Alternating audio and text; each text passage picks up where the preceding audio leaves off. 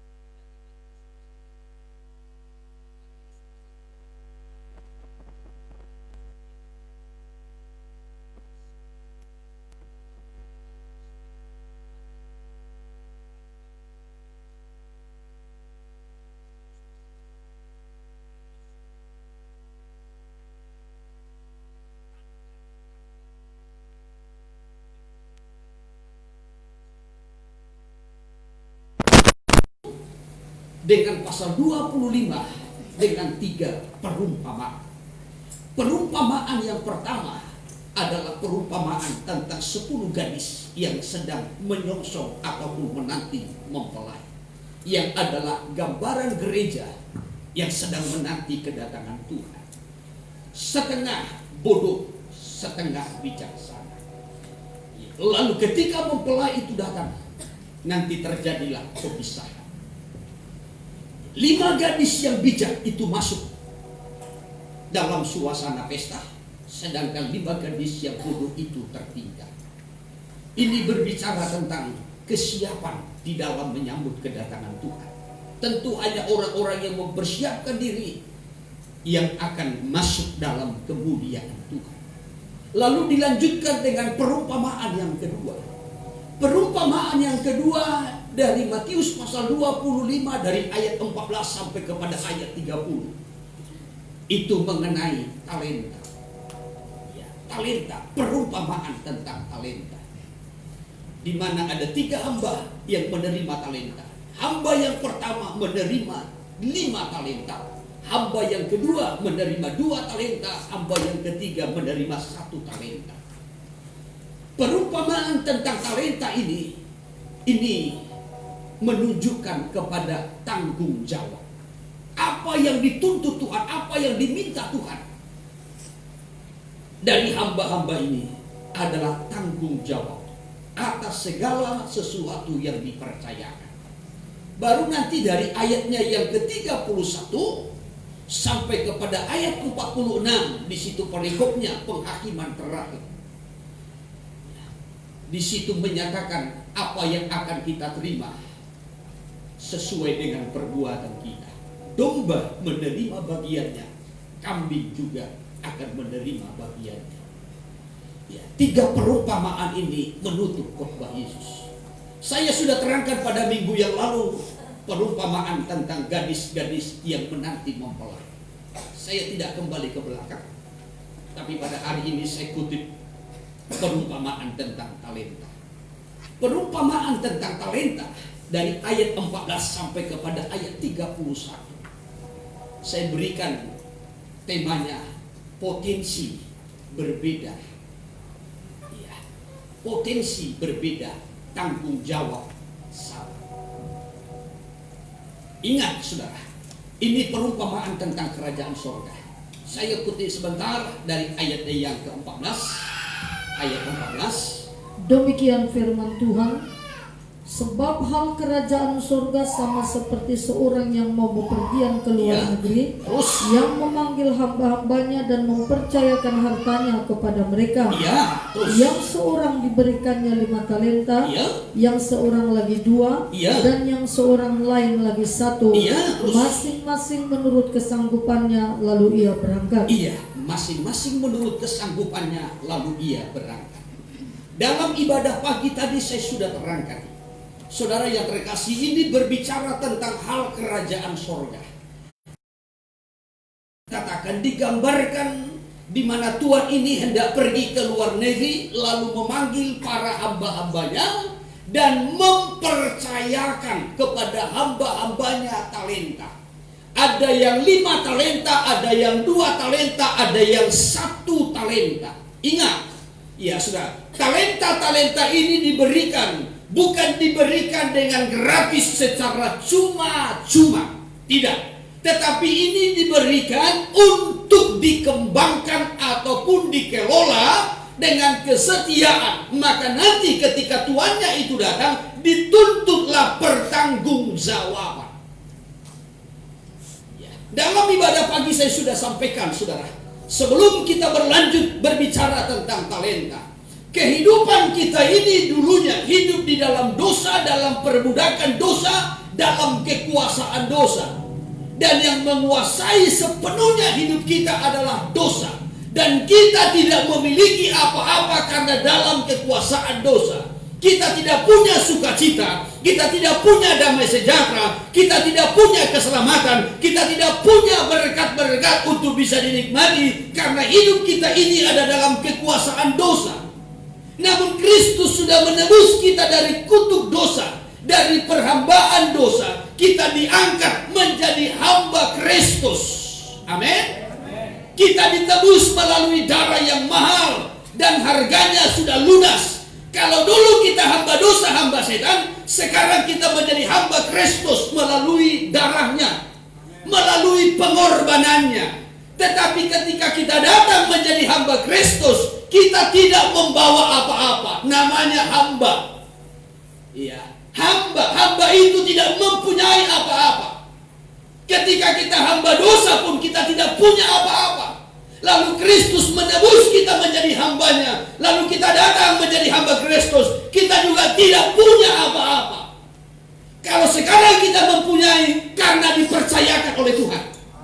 Haleluya. Tapi ingat, kita diberi bukan dengan gratis, tetapi kita diberi untuk dipercayakan dalam mengelola ataupun mengembangkan. Maka dikatakan di sini tadi dalam ayatnya yang ke-14, saudara perhatikan, sebab hal kerajaan surga sama seperti seorang yang mau bepergian ke luar negeri, yang memanggil hamba-hambanya dan mempercayakan hartanya kepada mereka. Diapakan? Dipercayakan. Jadi bukan diberi dengan gratis, tetapi dipercayakan. Umur saudara itu dipercayakan. Tuhan punya hak kembali untuk mengambilnya. Nyawa kita ini, hidup kita ini dipercayakan. Kesehatan kita itu dipercayakan. Segala sesuatu yang kita miliki karena kita terima. Dan apa yang kita terima tidak diberikan dengan cuma-cuma, dengan gratis, tetapi diberikan, dipercayakan untuk dikembangkan ataupun dikelola. Suatu waktu Tuhan akan datang, dia menuntut pertanggungjawaban.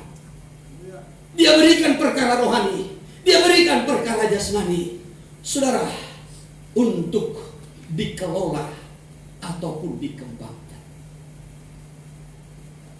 Ada yang mendapat 5, ada yang mendapat 2, ada yang mendapat 1.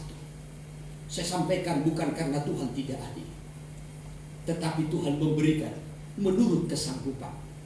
Maka dilanjutkan dalam ayatnya yang ke-15, yang seorang diberikannya 5 talenta, yang seorang lagi 2, dan yang seorang lain lagi 1, masing-masing menurut kesanggupannya, lalu ia berangkat. Kita diberi menurut kesanggupan kita masing-masing untuk mengelolanya. Jadi kalau kita dapat 5, karena Tuhan tahu kita mampu mengelolanya. Kalau kita diberikan 2, Tuhan tahu kita mampu mengelolanya. Kalau diberikan 1, Tuhan juga tahu kita mampu mengelolanya. Hanya sayang kalau kita lanjutkan cerita ini. Hamba yang pertama dan kedua berhasil mengelola dan mengembangkan. Tapi hamba yang ketiga yang hanya menerima 1 talenta tidak berhasil mengembangkan. Bukan karena tidak mampu, tetapi karena jahat dan malas. Oleh sebab itu dikatakan, hai hamba yang jahat dan malas. Bukan karena tidak mampu mengembangkan, bukan karena tidak mampu mempertanggungjawabkan dengan setia, tapi karena malas. Saudara, ini kepercayaan tentang talenta. Talenta itu adalah barang yang sangat berharga. Kalau kita lihat di kamus Alkitab, 1 talenta itu sama dengan 6.000 dinar. Kalau saudara perhatikan itu di kamus Alkitab, 1 talenta itu sama dengan 6.000 dinar. 1 dinar adalah upah 1 hari kerja. Kalau 6.000 dinar berarti upah 6.000 hari kerja. Gak tahu berapa tahun itu. Iya. Beda dengan mina. Kalau kita melihat dalam Injil Lukas pasal 19, ada cerita yang hampir sama, tapi beda. Ya. Di sana cerita ataupun perumpamaan tentang mina. Tuannya itu memiliki 10 mina. Lalu dia memanggil 10 hamba-hambanya. Dan dibagikanlah mina yang 10 itu kepada 10 hamba. Berarti 1 hamba dapat 1 mina. 1 mina itu sama dengan 100 dinar. Jadi masih lebih tinggi nilai daripada talenta. Ya.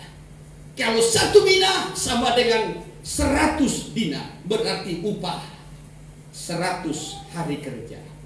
Upah orang 3 bulan lebih. Ya.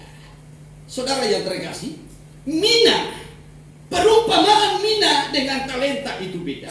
Kalau perumpamaan tentang mina, potensinya sama, tetapi kerajinannya berbeda, maka dia akan memperoleh upah yang berbeda. Nah, ini dia. Mari saya kutip dulu sebentar kitab Injil Lukas dulu sebelum kita lanjutkan Injil Matius ini. Ya. Injil Lukas pasal 19 dimulai dari ayatnya yang ke-11. Demikian firman Tuhan. Ya. Perumpamaan tentang uang mina. Iya. Untuk mereka yang mendengarkan dia di situ, Terus Yesus melanjutkan perkataannya dengan suatu perumpamaan. Iya. Sebab ia sudah dekat Yerusalem, Iya. dan mereka menyangka bahwa kerajaan Allah akan segera kelihatan. Ya, kerajaan Allah akan segera kelihatan. Ayat 12. Maka ia berkata, Iya. ada seorang bangsawan berangkat ke sebuah negeri yang jauh, Iya, terus. untuk dinobatkan menjadi raja di situ. Terus. Dan setelah itu baru kembali. Ya, terus 13. Ia memanggil 10 orang hambanya, Ya. dan memberikan 10 mina kepada mereka. Ya. Katanya, pakailah ini untuk berdagang sampai aku datang Iya. kembali. Berapa hamba? 10 hamba. Berapa mina? 10 mina. Berarti 1 hamba 1 mina.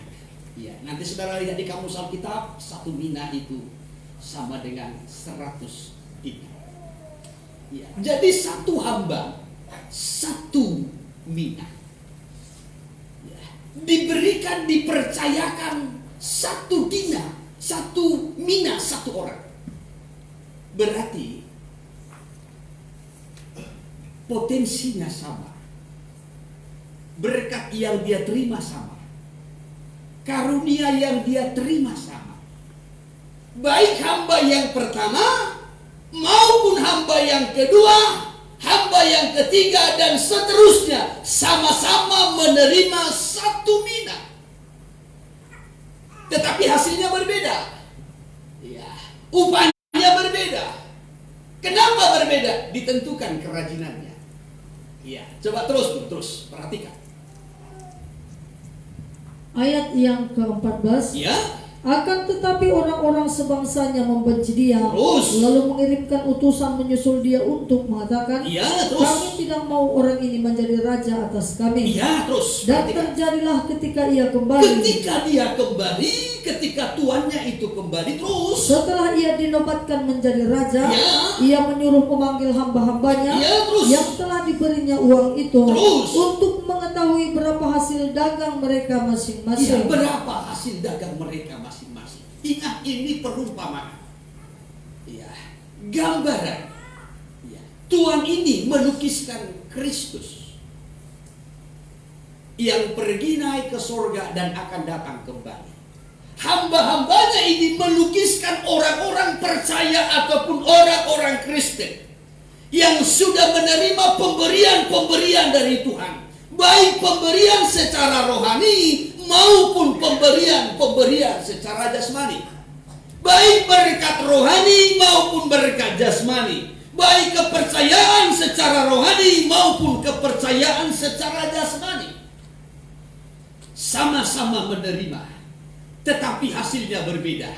Ketika tuannya itu datang, maka dipanggillah hamba-hambanya ini untuk memberikan pertanggungjawaban.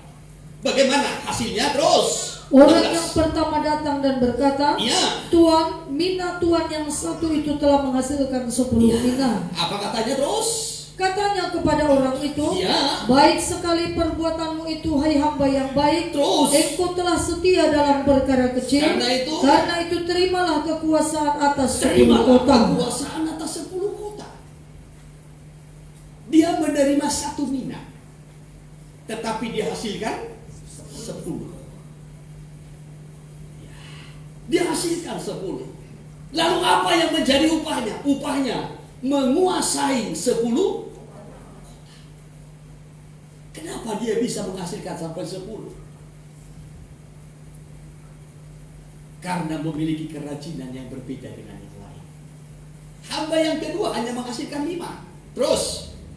Dan hamba yang ketiga datang dan berkata, Yang kedua dulu. maaf ayat 18. Ya. Datanglah yang kedua dan berkata, Ya. Tuan, mina Tuan telah menghasilkan 5 mina. 5 mina terus. Katanya kepada orang itu, Ya. dan engkau kuasailah 5 kota. Kuasailah 5 kota. Kenapa berbeda? Kenapa hamba yang pertama 10? Kenapa hamba yang kedua hanya 5? Tergantung kerajinannya. Haleluya. Iya. Sama potensinya, beda rajinnya, pasti beda upah. Tanggap enggak kira-kira? Haleluya. Iya. Sama-sama menerima 1 mina, tetapi kerajinannya beda. Iya. Maka hasilnya juga berbeda atau upahnya berbeda. Maka datanglah hamba yang ketiga terus. Dan hamba yang ketiga datang dan berkata, Ya. Tuan, inilah mina Tuan. Ya. Aku telah menyimpannya dalam sapu tangan. Ya. Ini mina Tuhan. Aku sudah menyimpannya dalam saku tangan. Dia tidak mengembangkannya. Dia tidak mengelolanya. Dia hamba yang jahat dan malas, sehingga minanya itu tidak berkembang, tetap 1. Apa katanya terus? Sebab aku takut akan Tuhan, Ya. karena Tuhan adalah manusia yang keras. Dia terus. Tuhan mengambil apa yang tidak pernah Tuhan taruh, Terus. dan Tuhan menuai apa yang tidak Tuhan taruh. Perhatikan 21. Katanya kepada orang itu, Ya. hai hamba yang Hamba jahat, yang jahat terus. aku akan menghakimi engkau menurut perkataanmu Aku akan sendiri. hakimi engkau menurut perkataanmu sendiri. Sekarang kita melihat, kita tarik kesimpulannya, saudara. 10 hamba sama-sama menerima mina yang sama. Potensinya sama. Dikaruniakan sama. Ya. Menerima bagian yang sama. Tetapi karena beda kerajinannya, maka beda juga hasilnya ataupun upahnya. Ya. Saya berikan contoh gambaran yang lain. Kita sama-sama menerima waktu dari Tuhan. Sama-sama 24 jam, 1 hari 1 malam. Bagi saya Tuhan berikan 24 jam dalam sehari. Bagi saudara juga diberi waktu yang sama. Tetapi tentu kerajinan kita berbeda. Maka hasilnya juga berbeda. Hasilnya berbeda. Andai saudara mungkin sama-sama diberikan keyboard yang sama. Sama-sama satu keyboard. Tetapi saudara, kemampuan yang satu dengan yang lain bisa berbeda. Tergantung kerajinannya dalam berlatih. Iya. Walau sama-sama berkatnya, sama-sama bagian yang dia terima, sama-sama waktu yang dia beri. Tetapi bisa berbeda hasilnya. Kenapa? Tergantung kepada kerajinannya. Kita sama-sama diberikan tubuh yang sempurna, yang lengkap. Maaf, kalau ada tubuh kita yang kurang lengkap. Tapi mungkin kita diberikan tubuh yang lengkap, kaki 2, tangan 2, telinga 2, mulut 1.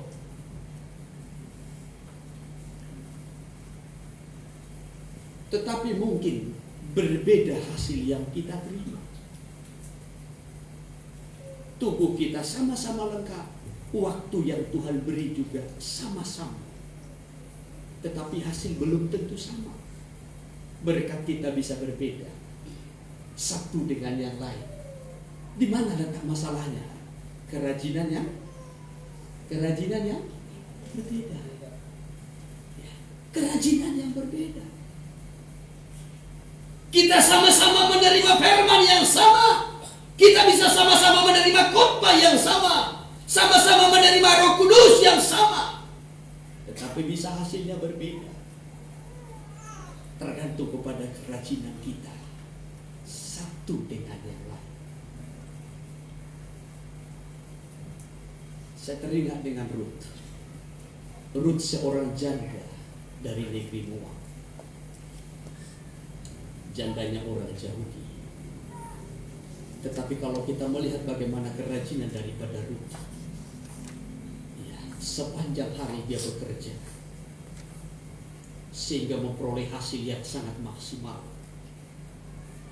Ya, karena rajinnya lah, maka dia dicintai. Bukan hanya dicintai oleh mertuanya, tetapi juga dicintai oleh Boas. Karena rajinnya. Kitab Ratapan pasal yang kedua dalam ayat 7. Dalam ayat 7 saya kutip dulu. Kitab Rut pasal 2 ayat 7. Demikian firman Tuhan. Ya. Rut 2 ayat 7. Ya. Tapi ia berkata, Ya. izinkanlah kiranya aku memungut dan mengumpulkan jelai dari antara berkas-berkas jelai ini Ya. di belakang penyabit-penyabit. Ya. Begitulah ia datang dan terus sibuk dari pagi sampai sekarang. Sibuk dari pagi sampai sekarang. Dan seketika pun ia tidak berhenti. Seketika pun dia tidak berhenti. Rut tidak punya ladang.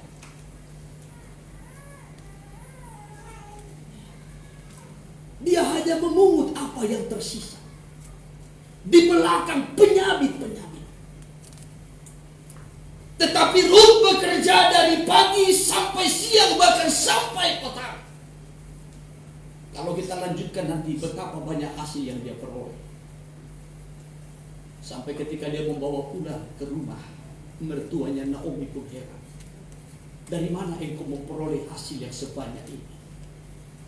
Engkau tidak mempunyai ladang, tetapi engkau memiliki hasil yang sangat luar biasa. Di mana letak perbedaannya? Kerajinannya. Ya, kerajinannya. Rut tidak punya ladang,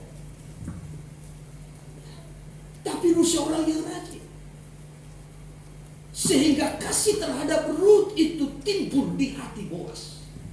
Cinta terhadap Rut itu timbul di hati Boas. Rut jandanya orang Yahudi. Beda kalau kita bandingkan dengan 1 Timotius pasalnya yang kelima. Ya, 1 Timotius pasalnya yang kelima ini juga sama-sama janda. Ya, tapi beda. Ayat 13.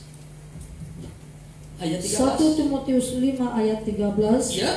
Lagi pula dengan keluar masuk rumah orang, mereka membiasakan diri bermalas-malas, dan bukan hanya bermalas-malas saja, tetapi juga meleter dan mencampuri soal orang lain, dan mengatakan hal-hal yang tidak pantas.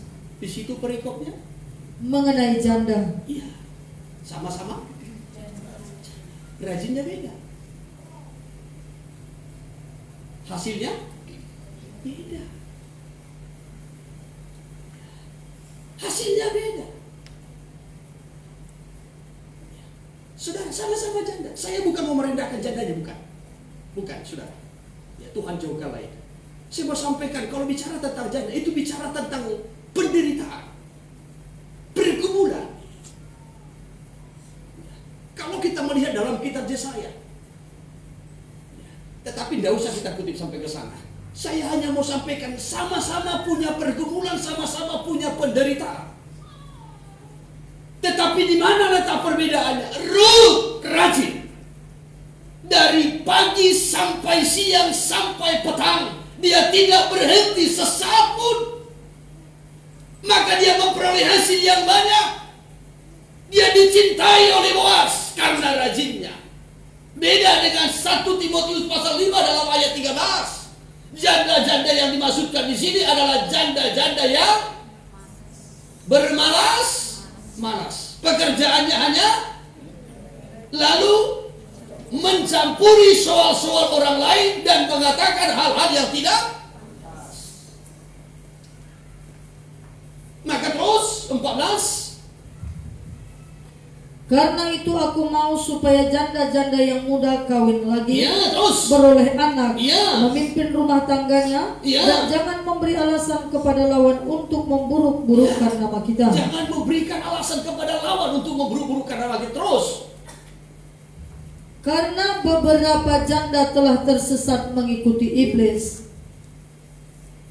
karena sudah beberapa janda tersesat dan mengikuti iblis.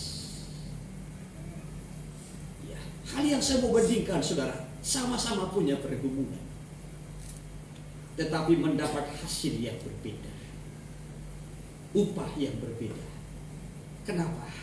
Ditentukan rajinnya. Tadi saya sudah sampaikan, kita sama-sama menerima waktu yang sama. 24 jam dalam satu hari, 30 hari dalam satu bulan. Sama kan? Amin. Ya. Walaupun kadang mungkin 31 hari dalam satu bulan. Ya. Tetapi kita menerima waktu yang sama. Kita memiliki tubuh yang sama. Sama-sama dilengkapi oleh Tuhan. Tetapi kenapa bisa beda pemakaian Tuhan? Bisa beda kepercayaan Tuhan? Kenapa bisa beda berkat yang Tuhan beri? Rajinnya berbeda. Ya, rajinnya beda. 3 raja yang terdahulu di Israel. Raja yang pertama itu Saul. Raja yang kedua Daud. Raja yang ketiga adalah Salomo. 3 raja yang terdahulu ini sama-sama memimpin di Israel 40 tahun. Saul memimpin 40 tahun.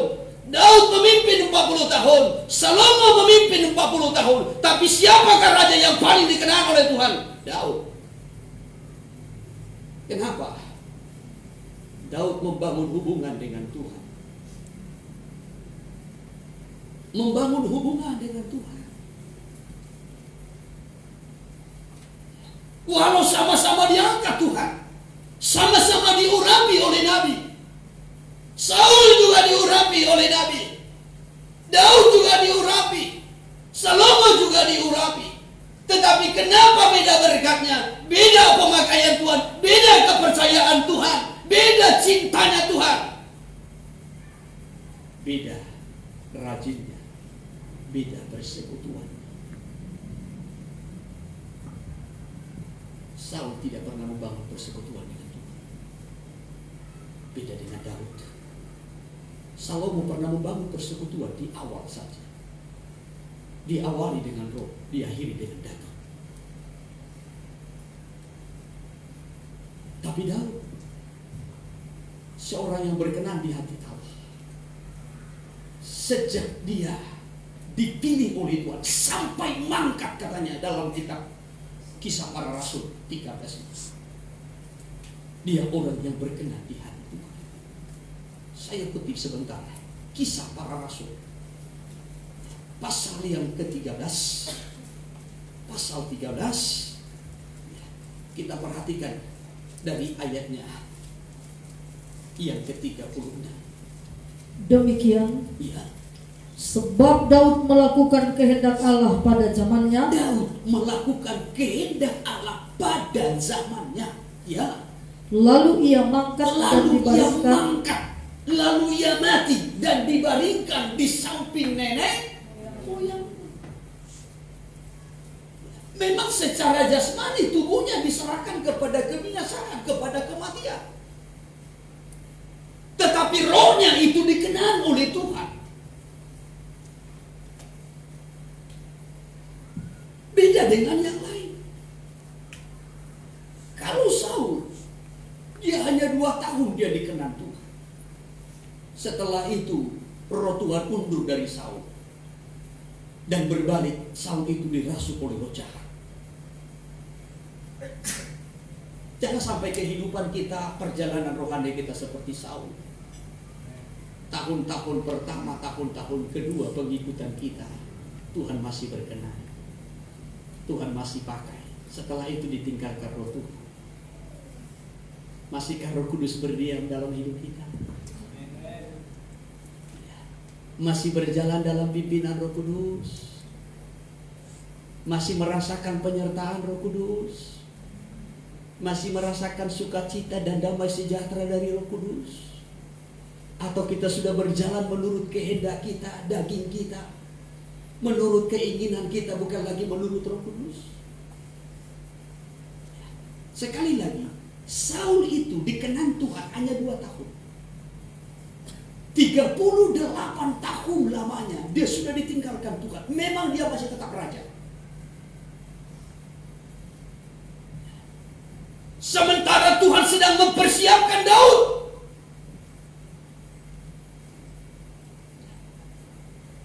Kepemimpinan sebagai raja itu masih dipimpin oleh Saul. Tapi Saul sudah ditinggalkan roh Tuhan dan dirasuk oleh roh jahat.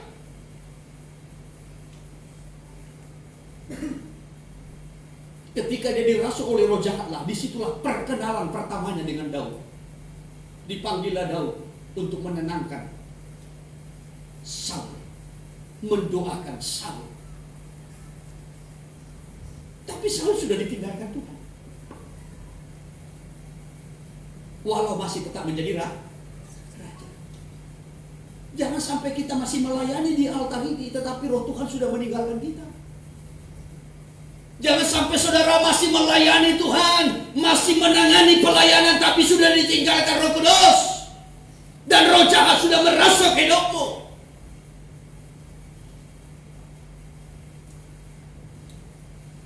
Bertahun-tahun. Hanya 2 tahun dikenan oleh Tuhan. Itu raja yang pertama. Beda dengan Daud. Kalau Daud dari awal sampai kepada akhirnya dia selalu membangun hubungan dengan Tuhan. Dia tidak akan pernah mampu tanpa Tuhan. Dia tidak akan pernah berani tanpa Tuhan. Walaupun kadang-kala ada banyak kelemahan-kelemahan Daud. Tetapi dalam kelemahan itu dia sadar akan kelemahan itu. Dia berjuang lepas dan dia selalu mohon penyertaan Tuhan. Itu jauh lebih baik.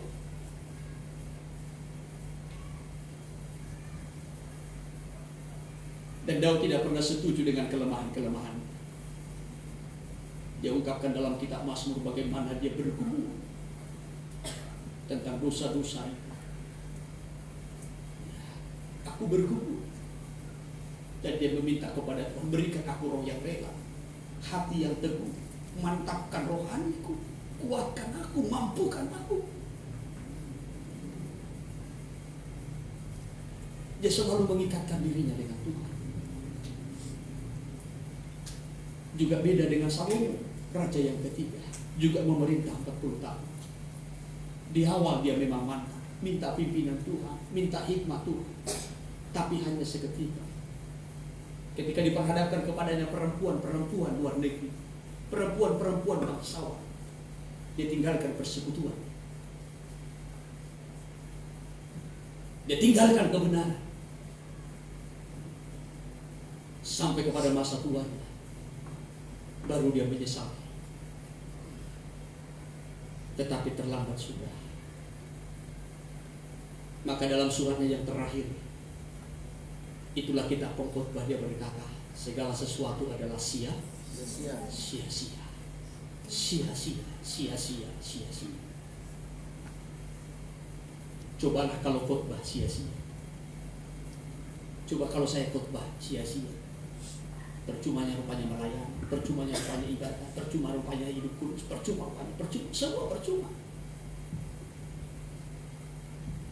Hidup dalam dosa dan percuma. Haleluya. Haleluya. Tidak akan percuma ketekunan saudara. Amin. Tidak akan percuma kesetiaan saudara. Tuhan menghargai semuanya.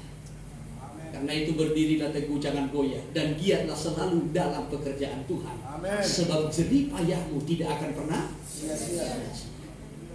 selama kita bertekun sampai kepada akhir. Ya. Namun supaya kita bisa menikmati segala berkat Tuhan, ya, ditentukan kerajinan kita. Maka tadi diberikan gambaran seperti Mina. Sama-sama potensinya diberi, sama-sama dipercayakan dalam jumlah yang sama. Tetapi beda hasilnya. Hamba yang pertama menghasilkan 10, hamba yang kedua menghasilkan 5. Hamba yang pertama 10 hasilnya karena rajinnya luar biasa. Hamba yang kedua menghasilkan 5, hanya rajinnya setengah-setengah. Ya. Hamba yang ketiga tidak menghasilkan apa-apa, tidak punya kerajinan. Ya. Malas. Ya. Dikasih alat musik, tidak mau latihan, malas. Ya. Dikasih pujian yang baru, tidak mau melatih, malas. Dikasih Alkitab, dikasih firman Tuhan, tidak mau menulis, tidak mau merenungkan, ya, tidak mau menggali kembali, malas. Sehingga hanya ayat yang dihafal. Kejadian 1 ayat 1, pada mulanya Allah menciptakan langit dan bumi. Amin.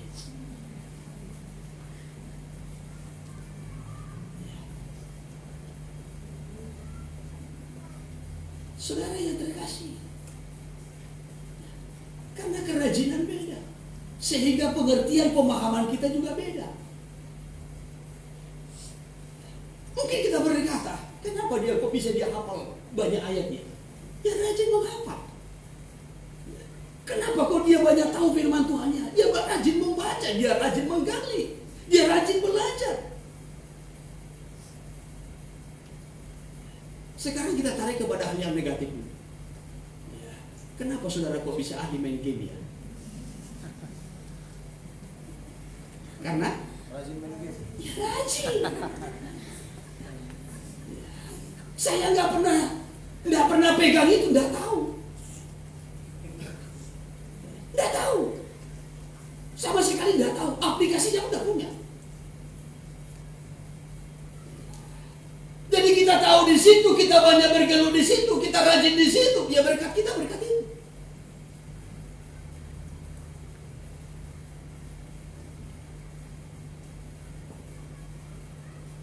Itu bicara tentang minat.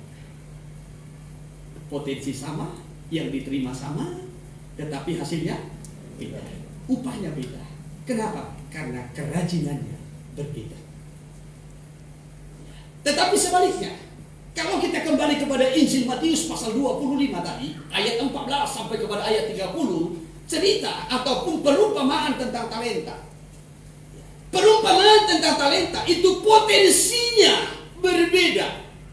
Yang dikaruniakan itu berbeda atau yang diterima itu berbeda. Hamba yang pertama menerima 5 talenta, hamba yang kedua menerima 2 talenta, hamba yang ketiga menerima 1 talenta. Yang diterima atau potensi yang dimiliki itu berbeda, tetapi hasilnya sama. Kenapa? Karena dilakukan dengan kesetiaan yang sama. Hamba yang menerima 5 talenta itu dikatakan, baik sekali perbuatanmu. Coba kembali kepada Matius pasalnya yang ke-25. Matius pasal 25. Mari saya kutip ayat 21 dulu. Demikian firman Tuhan. Ya. Maka kata tuannya itu kepadanya, Ya. baik sekali perbuatanmu itu, hai hambaku yang baik dan setia. Ya. Engkau telah setia dalam perkara kecil, Terus. aku akan memberikan kepadamu tanggung jawab dalam perkara yang besar. Ya. Masuklah dan turutlah dalam kebahagiaan Ya. Tuhanmu. Baik sekali perbuatanmu itu. Ini kepada hamba yang pertama yang menghasilkan 5 talenta. Ya. Hai hambaku yang baik dan setia, engkau telah setia dalam perkara kecil, aku akan memberikan kepadamu tanggung jawab dalam perkara yang besar. Masuklah dan turutlah dalam kebahagiaan Tuhanmu. Apa upahnya, apa bagiannya? Turut dalam kebahagiaan Tuannya. Menikmati kebahagiaan bersama dengan Tuannya. Hal yang sama juga diberikan kepada hamba yang kedua. Ayat 23-nya. Maka kata tuannya itu kepadanya, Ya. baik sekali perbuatanmu itu, hai hambaku yang baik dan setia. Terus. Engkau telah setia memikul tanggung jawab dalam perkara yang kecil. Ya. Aku akan memberikan kepadamu tanggung jawab dalam perkara yang besar. Ya. Masuklah dan turutlah dalam kebahagiaan Tuhanmu. Masuklah dan turutlah dalam kebahagiaan Tuhanmu. Sama upahnya. Potensinya berbeda atau karunia yang diberikan itu berbeda jumlahnya, banyaknya, tetapi kesetiaannya sama, maka upahnya juga sama. Beda dengan Bina. Kalau Bina sama yang diperoleh, kerajinannya beda, upahnya beda. Tetapi perumpamaan tentang talenta ini berbicara tentang bagaimana kita memperoleh bagian yang berbeda-beda.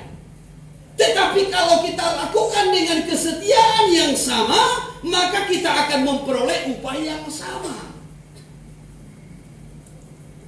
Contohnya, masa pertobatan kita tentu berbeda-beda.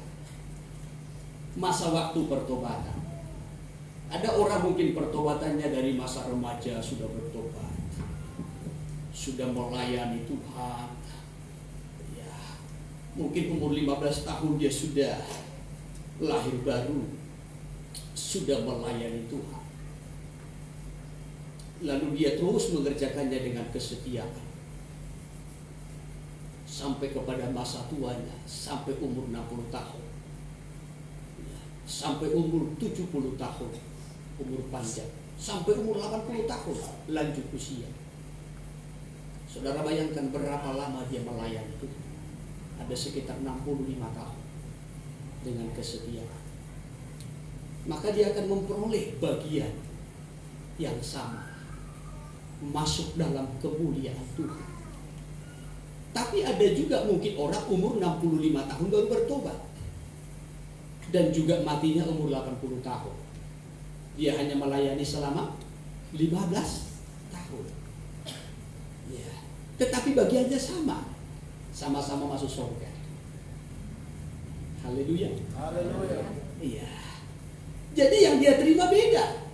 Lamanya dia bertobat, waktu pertobatannya, waktu mempersiapkan dirinya berbeda. Kesempatan baginya untuk bertobat berbeda-beda. Ya. Lamanya dia melayani berbeda-beda. Banyaknya pelayanan yang dia tangani berbeda-beda. Tetapi kesetiaannya sama. Maka upahnya juga sama. Ada satu cerita perumpamaan juga dalam Injil Matius pasal 20. Ya, tentang pekerja di kebun anggur. Tuhan tidak menginginkan, Tuhan tidak mau orang-orang percaya itu, hamba-hambanya itu menganggur. Haleluya. Tuhan tidak mau kalau jemaatnya itu menganggur. Saudara hamba Kristus. Amin. Ya, jangan menganggur. baik secara rohani maupun jasmani. Amin. Ya, apalagi masalah rohani, secara rohani. Jangan sampai menganggur. Libatkan diri saudara dalam melayani Tuhan. Jangan menganggur. Ya, aku kan nggak melayani. Ya, aku kan nggak ikut pelayanan. Pelayankan kalian. Jangan ada hamba-hamba yang menganggur. Maka Tuhan rekrut kita menjadi hamba-hambanya. Jangan sampai ada yang menganggur. Walau masa kita direkrut Tuhan itu berbeda-beda. Ada yang direkrut pagi hari, ada yang siang hari, ada yang petang hari. Ada yang bekerja sejak jam 8, jam 9, jam 12, jam 3 petang. Bahkan ada yang bekerja mulai jam 5. Masa kerjanya hanya 1 jam, tapi upahnya sama-sama dapat 1 dinar. Ya, Matius pasal 20. Demikian ayat yang pertama. Iya.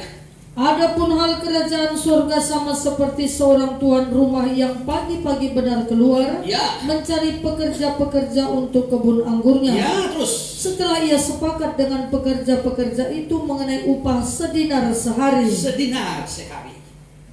Ya, berapa upah pelayananmu? Sedinar sehari. Sedinar sehari. Ya. Ini bicara tentang pemeliharaan Tuhan. 1 dinar itu bicara tentang pemeliharaan Tuhan. Hari ini engkau melayani Tuhan, hari ini engkau dipelihara Tuhan. Besok engkau melayani Tuhan, besok engkau dipelihara Tuhan. Lusa engkau menganggur, berarti tidak ada dinar. Tidak ada pemeliharaan. Ya. Nah, saudara. Jadi 1 dinar ini bicara tentang pemeliharaan. Pemeliharaan cukup untuk 1 hari. Maka jangan pernah menganggur di ladang Tuhan.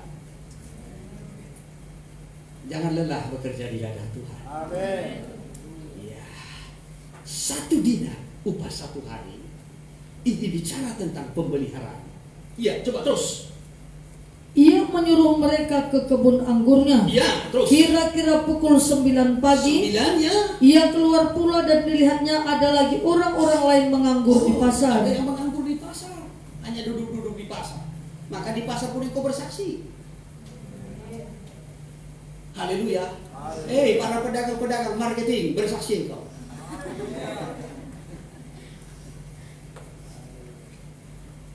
Haleluya. Haleluya. Jangan engkau di pasar menganggur. Di pasar hanya main game.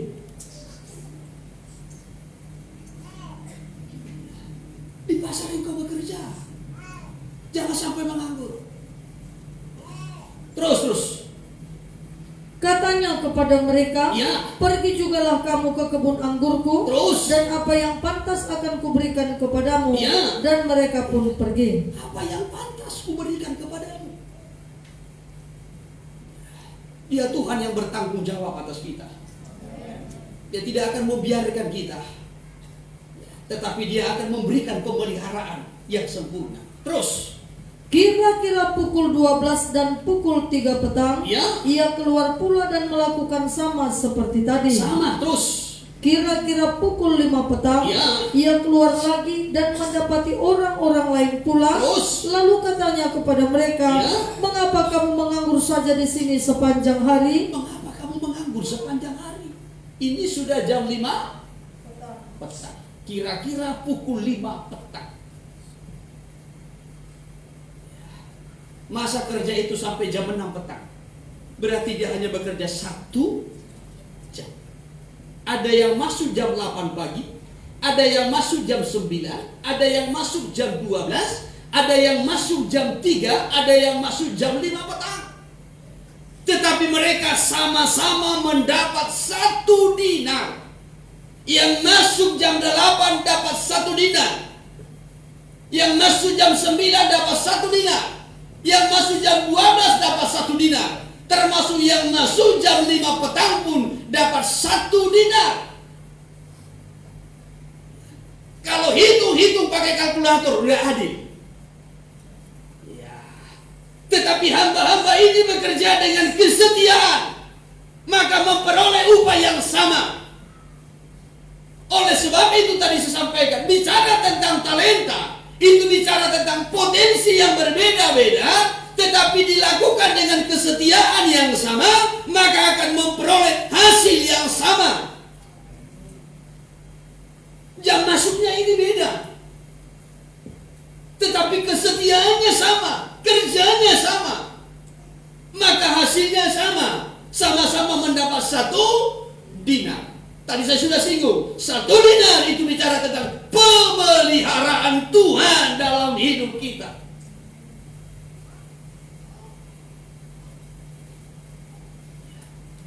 Satu dinar berarti hidup kita dipelihara Tuhan.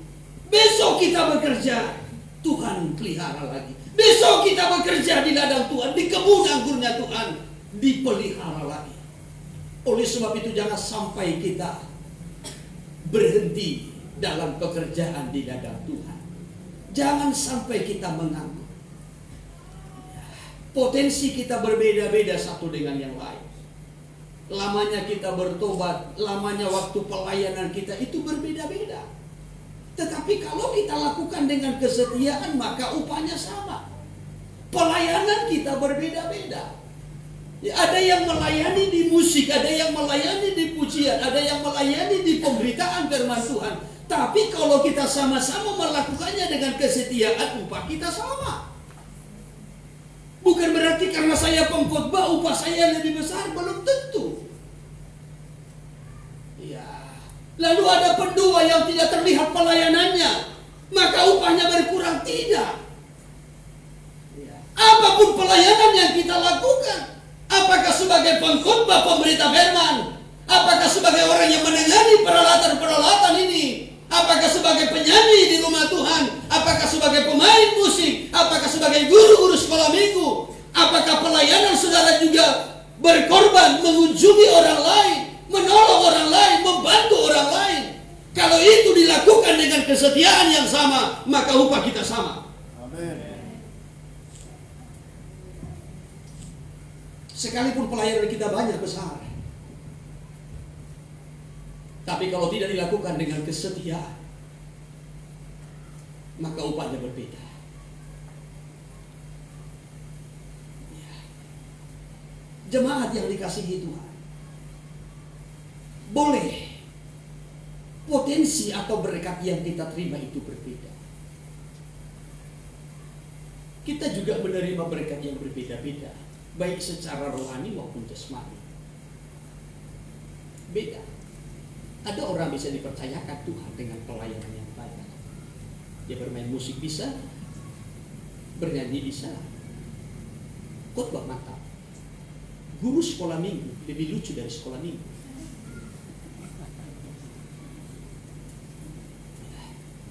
Sementara yang lain mungkin main musik nggak bisa, nyanyi pas, khotbah sering lupa ayat. Dia hanya bisa menenteramkan anak-anak sekolah minggu. Tapi kalau itu pun dilakukan dengan kesetiaan, upahnya sama. Upahnya sama.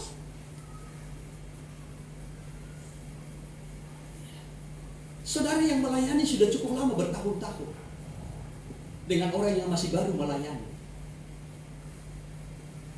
Beda toh. Apa yang kita terima beda.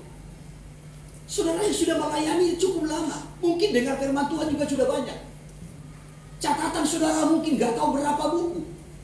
Dari jilid ke jilid, sampai habis jilid. Mungkin ada yang baru, satu buku pun belum habis dicatat. Kadang karena kecepatan khotbahnya, hanya dia tulis perikopnya, judulnya, dan juga ayatnya. Tidak sempat menulis ayat-ayat yang lain.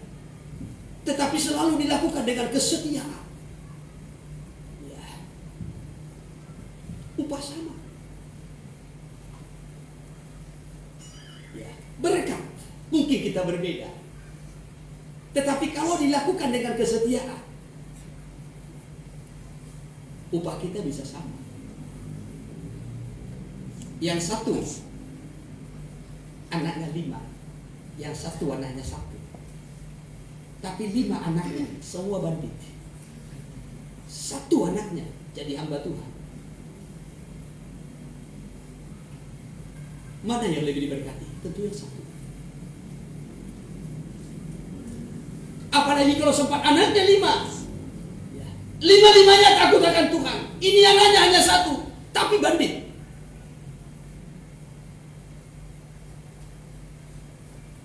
Mana yang lebih diberkati? Yang anak 5. Anaknya 5, hamba Tuhan semua. Anaknya 1, hamba Tuhan semua. Upahnya sama.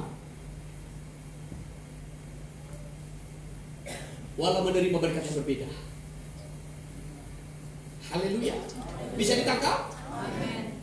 Ya. Jadi potensinya berbeda-beda. Karunia yang diterima itu berbeda. Tetapi kalau dilakukan dengan kesetiaan yang sama, maka upahnya sama. Hamba yang pertama menerima 5 talenta, hamba yang kedua menerima 2 talenta, hamba yang ketiga menerima 1 talenta. Persoalannya hamba yang ketiga itu tidak mengerjakannya dengan kesetiaan. Maka Tuhan lempar dia kepada penghukuman. Tapi hamba yang pertama dan hamba yang kedua sama-sama masuk dalam kemuliaan. Walau berbeda potensi yang diterima, ada yang 5, ada yang 2. Tetapi sama-sama setia. Lalu sama-sama menerima bagiannya, upah yang sama. Masuklah dalam kesukaan Tuhanmu. Dalam terjemahan lama itu dikatakan, sabaslah, puaslah engkau masuk dalam kesukaan Tuhanmu. Saudara yang terkasih, ini perbedaannya antara mina tadi dengan talenta. Walau kita menerima banyak, tetapi kita tidak mengerjakan dengan kesetiaan. Dalam kitab Wahyu pasal 2 sampai kepada pasalnya yang ke-3, di situ ada 7 sidang jemaat. 7 sidang jemaat. Ya. Jemaat di Efesus, jemaat di Smyrna, jemaat di Pergamus, jemaat di Tiatira. Lalu pada pasal 3 jemaat di Sardis, jemaat di Philadelphia, dan jemaat Laodikia. 7 sidang jemaat. Ya, mulai dari jemaat Efesus, jemaat di Smyrna, Pergamus, Tiatira, Sardis, Philadelphia, dan Laodikia. Pada ayat 18 pasal 2 itu ada jemaat di Tiatira. Jemaat di Tiatira hari demi hari pelayanannya makin meningkat, makin bertumpu, makin banyak, sampai dikatakan ya bahwasanya pekerjaanmu yang terakhir, pelayananmu yang terakhir jauh lebih banyak dari yang semula.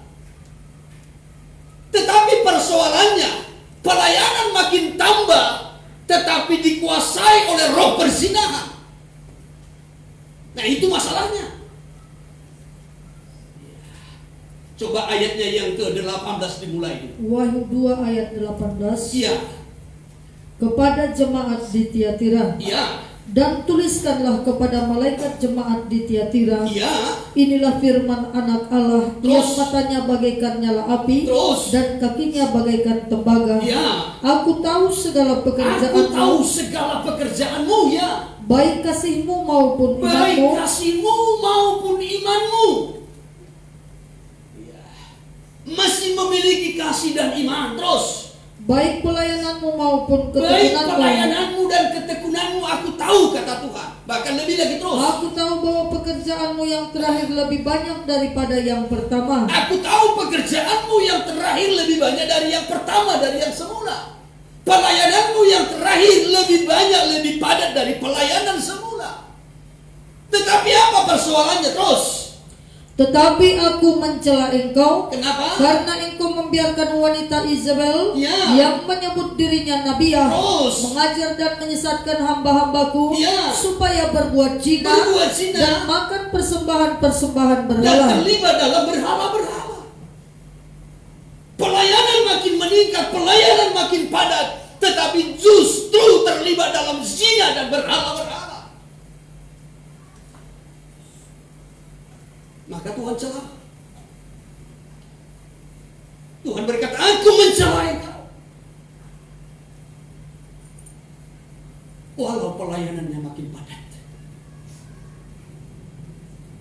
potensinya banyak, pelayanannya banyak, tetapi tidak dilakukan dengan kesetiaan, karena di dalamnya ada roh perzinahan.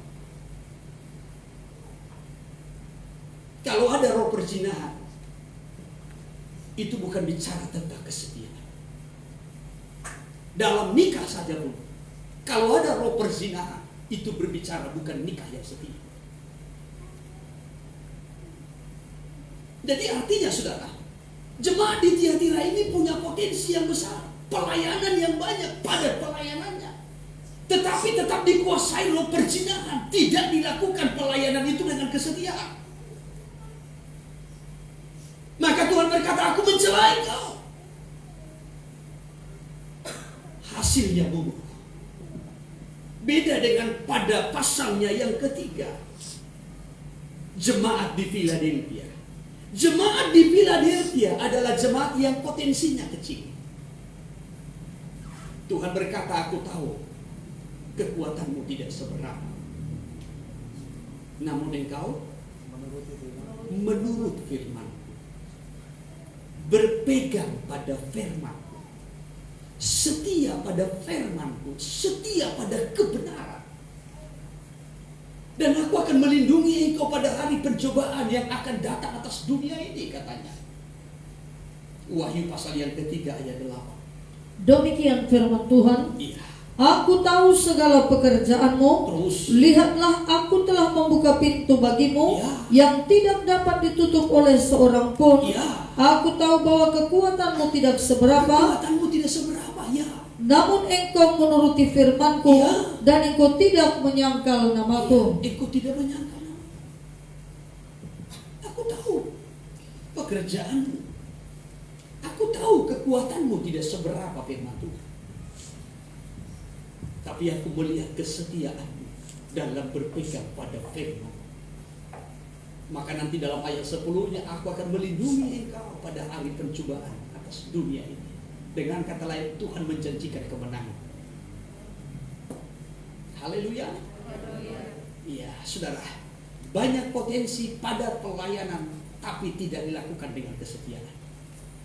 Dilakukan dengan kenajisan dan segala berhala-berhala. Tuhan celah. Tapi potensinya kecil, namun setia, itu jauh lebih baik.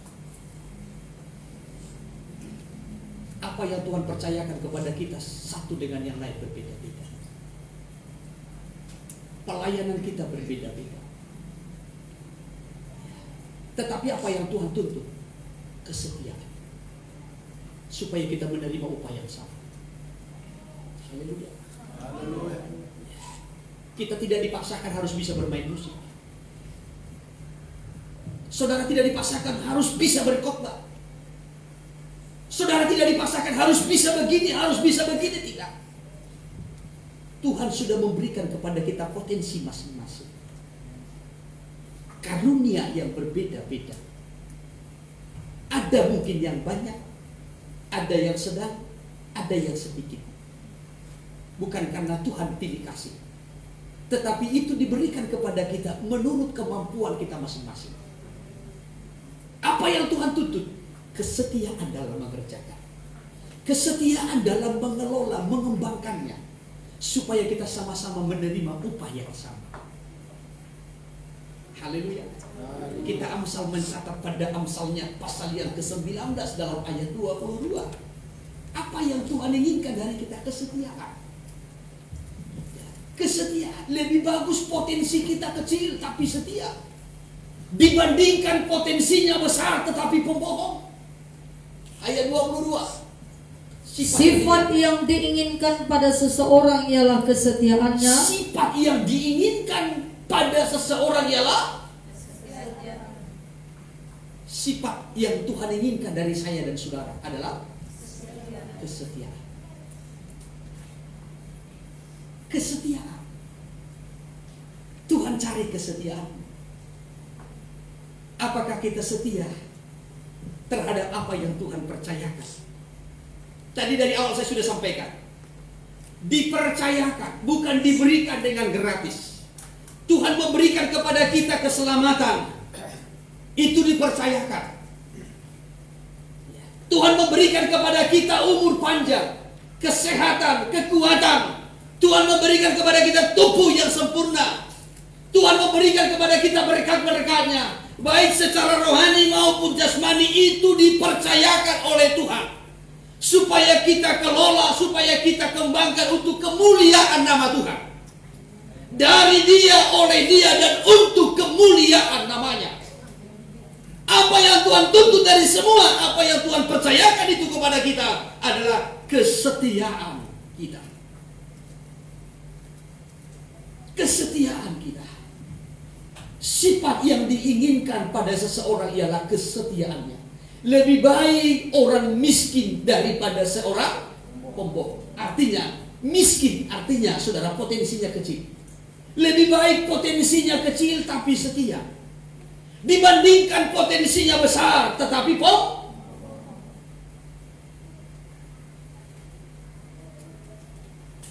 lebih baik potensi kita kecil. Kita hanya menerima 1 talenta atau 2 talenta, kecil, dibandingkan 5 talenta. 5 talenta itu sudah ketolongan. Tadi saya sudah sampaikan di awal, 1 talenta itu sama dengan 6.000 dinar. Berarti kalau sempat 5 talenta, berapa dinar? 30.000 dinar. 30.000 dinar itu sama dengan upah 30.000 hari kerja. Tidak ketolongan jumlahnya. Tetapi apa yang Tuhan cari dari semuanya itu? Kesetiaan. Setia dimulai dari hal yang kecil. Bertanggung jawab dimulai dari hal yang kecil. Bicara tentang talenta itu bicara tentang tanggung jawab. Kalau Tuhan berikan tanggung jawab kepada kita, setia. Tanggung jawab yang kecil, setia. Tanggung jawab yang besar, setia. Berkat yang kecil, kita setia. Berkat yang besar, kita juga tetap setia.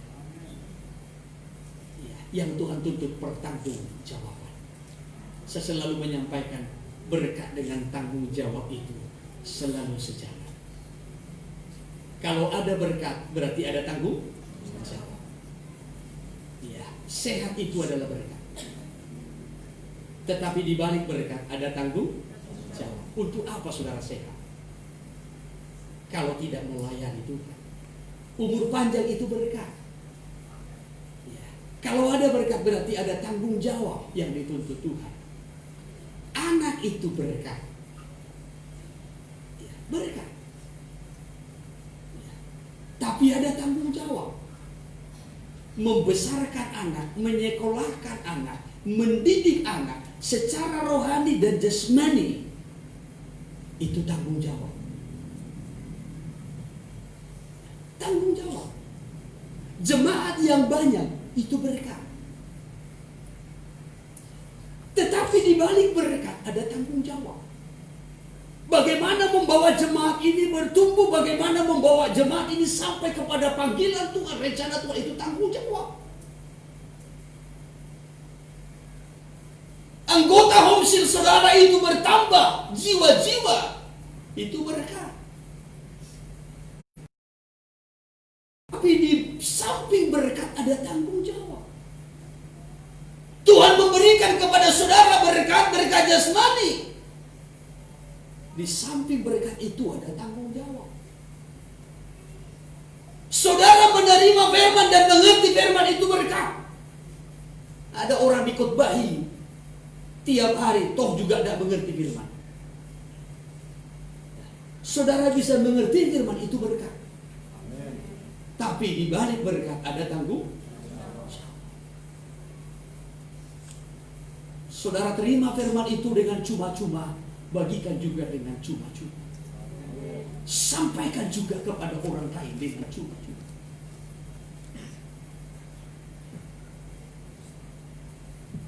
Berkat dengan tanggung jawab sejalan. Ketika kita menerima berkat itu, senang hati kita. Hamba yang pertama menerima 5 talenta, betapa senangnya hatinya. 5 talenta itu dalam jumlah yang banyak. Kalau diukur dengan mata uang, ya 30.000 dinar. Ya, tetapi tanggung jawabnya ada. Ketika kita menerima berkat Tuhan, kita senang. Tapi ingatkah saudara tanggung jawab? Karena ketika dia datang kembali, dia akan menuntut pertanggung jawaban. Adakah kita setia dalam mengerjakan, dalam mengelola segala sesuatu yang Tuhan percayakan itu dengan baik?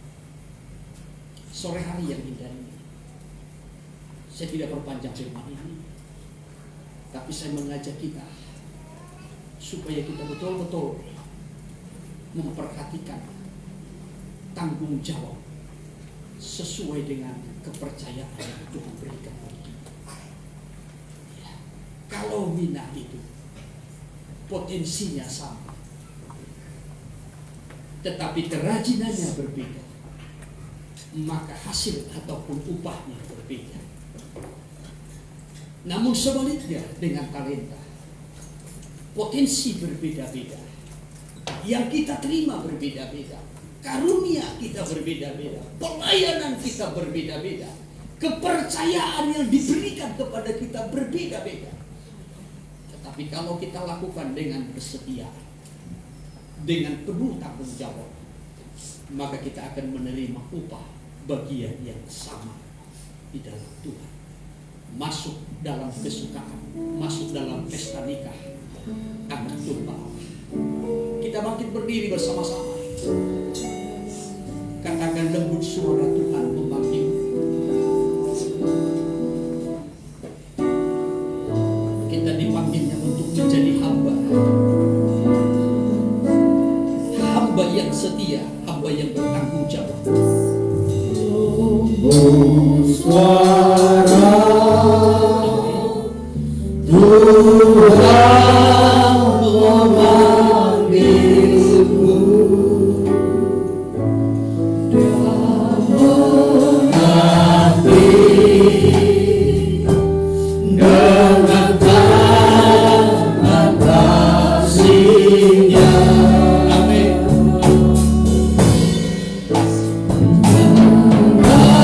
Janganlah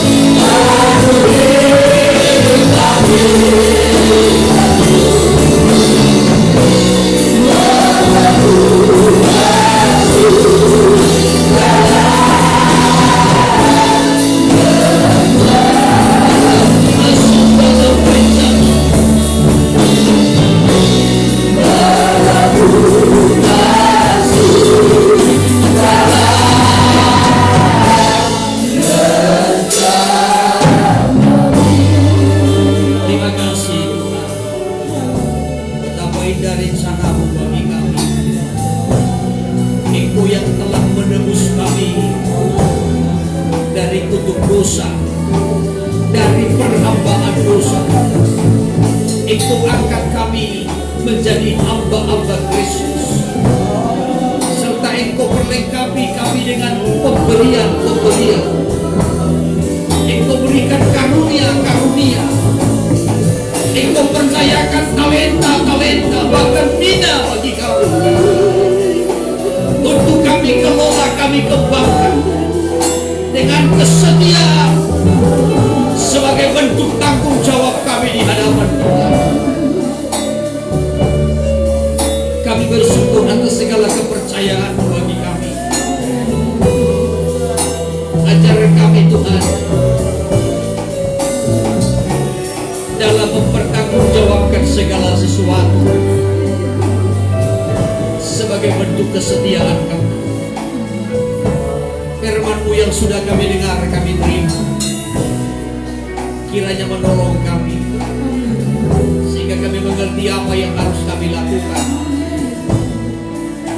supaya kami bebas dari penghukuman. Terima kasih buat firman-Mu pada sore ini. Materaikan setiap perkataan-Mu di hati kami. Limpahi umat-Mu dengan berkat. Berikan kemampuan untuk belajar mentaati firman Tuhan. Bahkan hati yang penuh dengan tanggung jawab. Karena kami sadar sifat yang Tuhan inginkan dari kami adalah kesetiaan. Biarlah kami menjadi hamba-hamba yang setia sampai kepada akhir.